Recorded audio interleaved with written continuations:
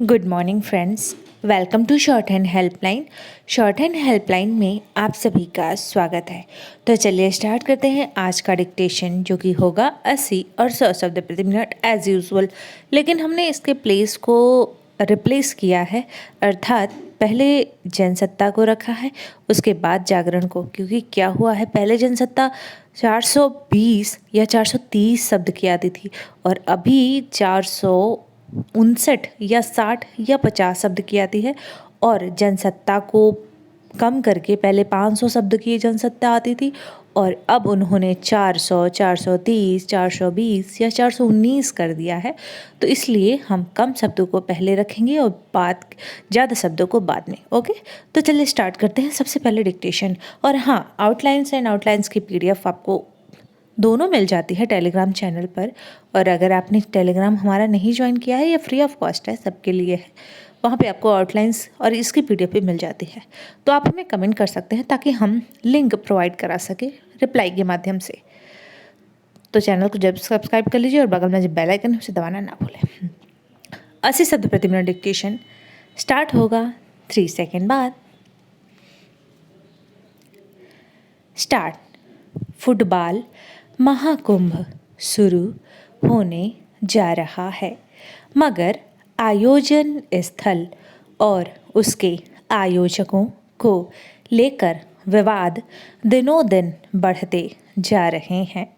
कई देशों ने यहाँ तक कि मानवाधिकार के लिए काम करने वाले संगठन एमनेस्टी इंटरनेशनल ने बहुत पहले कह दिया था कि कतर स्टेडियम बनाने वाले मजदूरों का शारीरिक और आर्थिक शोषण कर रहा है। आगे चलकर इन आरोपों को सही भी पाया गया। पैरा। व्यक्तिगत आज़ादी के मामले में खाड़ी के इस देश का छवि बहुत खराब रहा है, फिर भी फीफा ने कार्रवाई करने के बदले चुप रहना ही बेहतर समझा। अब कतर के पूर्व अंतर्राष्ट्रीय फुटबॉलर और आगामी टूर्नामेंट के कई आधिकारिक प्रतिनिधियों में से एक खालिद सलमान ने कहा कि देश में आने वाले समलैंगिक लोगों को हमारे नियमों को स्वीकार करना होगा। शायद इसी डर से फीफा के पूर्व अध्यक्ष सैप ब्लैटर ने मंगलवार को दोहराया कि विश्व कप की मेजबानी के लिए कतर को चुनना एक भयंकर गलती थी, मगर अब तो कुछ नहीं हो सकता। तीर कमान से निकल चुका है। आशा है फीफा ऐसी गलतियों को फिर कभी नहीं दोहराएगा। पैरा। हालांकि वैज्ञानिकों ने जीएम फसलों के व्यावसायिक उपयोग को मंजूरी दे दी है, अब देश के पक्ष में समझदारी भरा फैसला लेने की जिम्मेदारी राजनेताओं की है। यह सवाल अब भी बना हुआ है कि क्या यह जीएम के मामले में 2009 का दोहराव होगा। सरसों भी बीटी बैगन के रूप में, जिसे वैज्ञानिकों द्वारा नियामक अनुमोदित किया गया था, लेकिन बाद में इसे लागू नहीं किया गया। वर्तमान सरकार को भी इस पर मुश्किलों का सामना करना पड़ रहा है। स्वदेशी जागरण मंच ने मीडिया को बताया है कि जीएम सरसों न तो स्वदेशी है और न ही स्वास्थ्य तथा पर्यावरण के लिए सुरक्षित। पैरा। हालांकि बीटी कपास की सफलता की कहानी भारत के एक आयातक से दुनिया के सबसे बड़े निर्यातक में बदलने और अब वैश्विक कपास उत्पादन में अग्रणी होने की है। वैज्ञानिक अध्ययन स्पष्ट रूप से प्रदर्शित करते हैं कि किसी भी जीएम का कोई दुष्प्रभाव नहीं है। भारत अपनी खाद्य तेल आवश्यकता का 60% से अधिक आयात करता है, जिसकी लागत 2021-22 में 19 अरब डॉलर थी। पैरा इस तरह सरकार अनिश्चित काल तक प्रौद्योगिकी को अवरुद्ध करने का जोखिम नहीं उठा सकती है। खाद्य सुरक्षा, उत्पादकता, उत्पादन में वृद्धि और किसानों को कम खर्च करने और अधिक कमाने के लिए सक्षम बनाना प्राथमिकता होनी चाहिए, खासकर ऐसे समय में जब जलवायु परिवर्तन दुनिया भर में कहर बरपा रहा है। इसलिए किसानों की मदद के लिए जैव प्रौद्योगिकी की क्षमता का दोहन करने की आवश्यकता लगातार बढ़ रही है। हर स्तर पर कड़े जैव सुरक्षा परीक्षणों को अपनाना जो किसानों को एक नया जीवन दे सकता है, भारत के हित में होगा। 80 शब्द प्रति मिनट डिक्टेशन समाप्त हुआ। अब बारी है 100 शब्द प्रति मिनट के डिक्टेशन की। तो बात करें जो इससे कम की स्पीड लिखते हैं 70 की या ज़्यादा की स्पीड लिखते हैं 100 के ज़्यादा की, तो आप हमारे पेड बैच को ज्वाइन कर सकते हैं। वहाँ पे डिफरेंट स्पीच की डिक्टेशन दी जाती है, इसकी आउटलाइंस और इसके साथ ही आपको वेबसाइट मुफ्त में दिया जाता है, ताकि आप जो डिक्टेशन भेजी जा रही है या फिर जो हमारी वेबसाइट में पहले से ही फीड है, जैसे कि SSC, कोर्ट और एम्स इत्यादि जो एग्ज़ाम्स हुए हैं या होने वाले हैं, जो ऑलरेडी फीड है, उसकी प्रैक्टिस आप वहाँ प्ले करके लिख सकते हैं, और जो नई भेजी जा रही है उसकी डेली आप प्रैक्टिस तो कर ही सकते हैं। तो चलिए स्टार्ट करते हैं ज़्यादा वार्तालाप ना करते हुए 100 शब्द प्रति मिनट का डिक्टेशन। इसके पहले प्लीज़ चैनल को लाइक, कमेंट और शेयर करना बिल्कुल भी ना भूलें। स्टार्ट।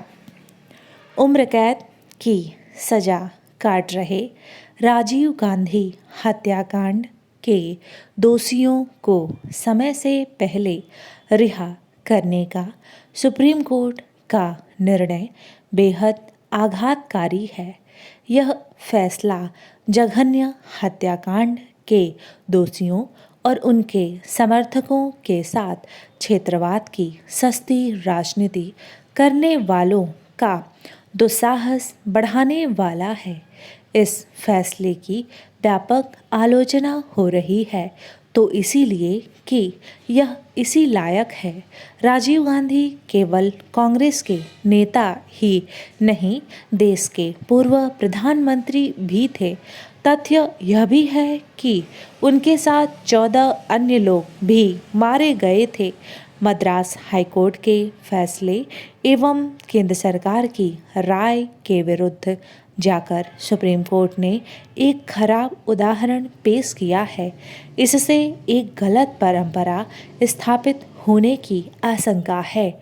पैरा समझना कठिन है कि पूर्व प्रधानमंत्री राजीव गांधी समेत 14 अन्य लोगों की हत्या में शामिल लोगों पर दया दिखाकर सुप्रीम कोर्ट ने समाज को क्या संदेश देने की कोशिश की है। निश्चित रूप से यह किसी भी तरह से वैसा मामला नहीं जिसमें सुप्रीम कोर्ट को अपने विशेषाधिकार का इस्तेमाल करने की ज़रूरत पड़ती। सुप्रीम कोर्ट की इस दलील में कोई दम नहीं दिखता कि राजीव गांधी हत्याकांड में सज़ा काट रहे दोषियों का चाल चलन अच्छा था और जेल में रहकर उन्होंने पढ़ाई भी की थी। क्या इन सब कारणों से किसी को भी समय से पहले रिहा किया जा सकता है, भले ही वह कितने ही संगीन अपराध में लिप्त रहा हो। इस तरह दोषियों पर दया दिखाना एक तरह से न्याय का उपहास उड़ाना ही है। पैरा सुप्रीम कोर्ट के निर्णय पर कांग्रेस की आपत्ति सर्वथा उचित है, लेकिन आखिर क्या कारण रहा कि एक समय सोनिया गांधी और प्रियंका गांधी ने राजीव गांधी के हत्यारों के प्रति न केवल सहानुभूति जताई थी, बल्कि उन्हें माफ़ करने की भी बात कही थी।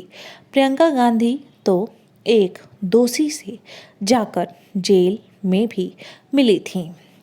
आखिर इस सब की क्या आवश्यकता थी?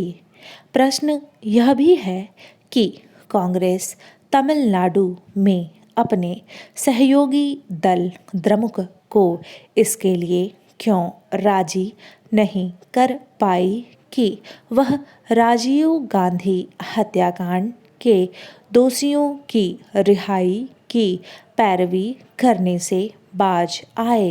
पैरा द्रमुक सुप्रीम कोर्ट के फैसले पर जिस तरह प्रसन्नता जताने में लगी हुई है, उससे न केवल दोषियों का महिमा मंडन होने की आशंका उभर आई है, बल्कि इसके भी कि अन्य जघन्य कांडों में दोषी करार दिए गए लोगों की रिहाई की मांग उठ सकती है। इसकी अनदेखी नहीं की जा सकती कि पंजाब के पूर्व मुख्यमंत्री बेअंत सिंह के हत्यारे की फांसी की सज़ा को उम्र कैद में बदलने की मांग उठती रही है। यह भी किसी से छिपा नहीं कि संकीर्ण क्षेत्रवाद के चलते इस तरह की मांगों को कुछ राजनीतिक दल अपना समर्थन देने के लिए आगे आ जाते हैं। डिक्टेशन समाप्त हुआ। ये उसकी आउटलाइन है। आउटलाइंस आप देख सकते हैं या फिर स्क्रीनशॉट ले सकते हैं, या फिर अगर आपने हमारा टेलीग्राम चैनल ज्वाइन किया है तो आपको ये मिल जाता होगा। और इतना ही नहीं, एक बात और कहनी है। अभी एसएससी का एग्ज़ाम होने वाला है तो आप लोग ज़्यादा नहीं लिख रहे होंगे डिक्टेशन। जैसे ही एग्ज़ाम ओवर होगा तो आप लिखेंगे।